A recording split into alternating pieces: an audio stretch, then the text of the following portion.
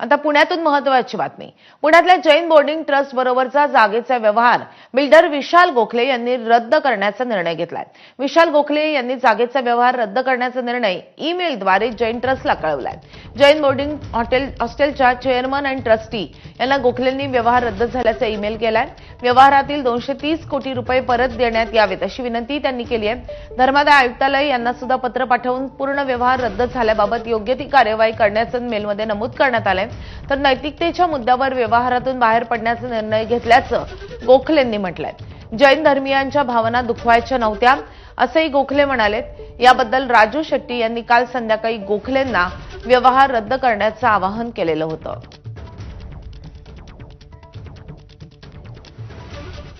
तर शिंदेच्या शिवसेनेचे नेते आणि माजी आमदार रवींद्र धंगेकर विरुद्ध मुरलीधर मोहोळ हा वाद अधिकच पेटताना दिसतोय। काल पुण्यामध्ये शिंदेची भेट घेतल्यावर देखील धंगेकर जैन बोर्डिंग प्रकरणामध्ये त्यांच्या आक्रमक भूमिकेवर ठाम आहेत। धंगेकरांनी या प्रकरणाविरोधात धरणं आंदोलन करण्याचं जाहीर केलेलं होतं। मात्र आता जैन मुनींनी 1 तारखेपर्यंत संयम ठेवण्याचं आवाहन केल्यानं धंगेकर आज जैन बोर्डिंगमध्ये जाऊन जैन मुनींची भेट घेतील। यानंतर धंगेकर पत्रकार परिषद घेणार आहेत आणि त्यामुळे धंगेकर आज नेमकं काय बोलणार याकडे सर्वांचं लक्ष असेल। तर 2 दिवसांमध्ये जैन बोर्डिंगचा व्यवहार पूर्णपणे रद्द झाला तर मुरलीधर मोहोळ यांच्यासह सगळ्यांना जिलेबी भरवणार असं रवींद्र धंगेकरांनी म्हटलंय। तर पुढील 2 दिवस मुरलीधर मोहोळ यांच्याबद्दल मी काहीही बोलणार नाही असंही त्यांनी सांगितलंय। एकनाथ शिंदे यांनी सांगितलंय 2 दिवसात तोडगा निघेल, त्यामुळे आनंदी असल्याचं धंगेकर म्हणाले।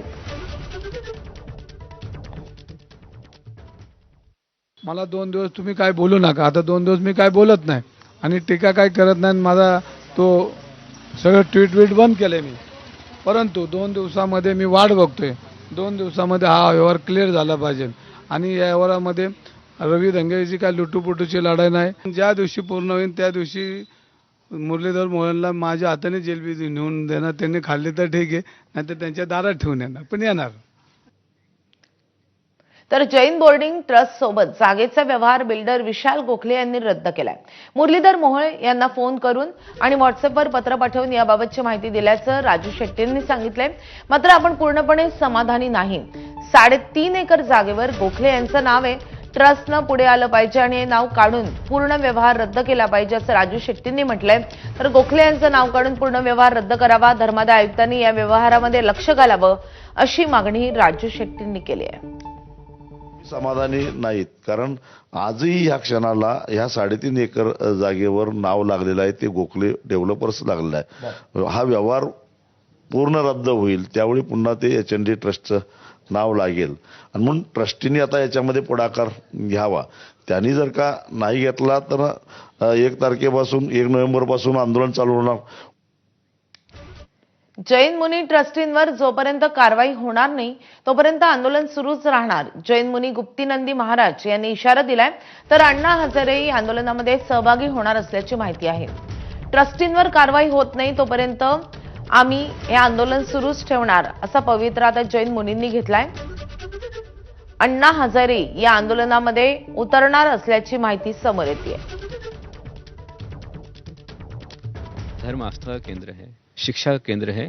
इससे किसी को भी बेचने और खरीदने का अधिकार नहीं है। कमाने के लिए सारी दुनिया है, बनाने के लिए बहुत कुछ है, लेकिन यहाँ उनको नहीं करना चाहिए। उन्होंने जो किया है तो वो ठीक है, ये अभी उनकी तरफ से एक पहल हुआ है, लेकिन सबसे बड़े जो महादोषी हैं, महाअपराधी हैं, वो ट्रस्टी हैं। जब तक वो ट्रस्टी को सही शिक्षा नहीं मिलती है और ये जो संस्थान है उनके कब्जे से नहीं छूटता है, तब तक आंदोलन हमारा जो है जारी रहेगा। आंदोलन हम पीछे हटने वाले नहीं हैं। तर या संदर्भात रवींद्र धंगेकर यांच्याशी बातचीत केलेली आहे आपले प्रतिनिधी मिकी घई यांनी। रवींद्र धंगेकर सध्या आपल्या सोबत आहेत। धंगेकरजी ज्या पद्धतीने विशाल गोखलेंनी काल जो काही डीड होती त्यांनी सांगितले, मेल केलेला आहे की मला हे रद्द करायचं आहे। एक पाऊल त्यांनी उचललंय, मात्र तुम्ही आता पुढे दिशा काय असणार तुमच्या आंदोलनाची?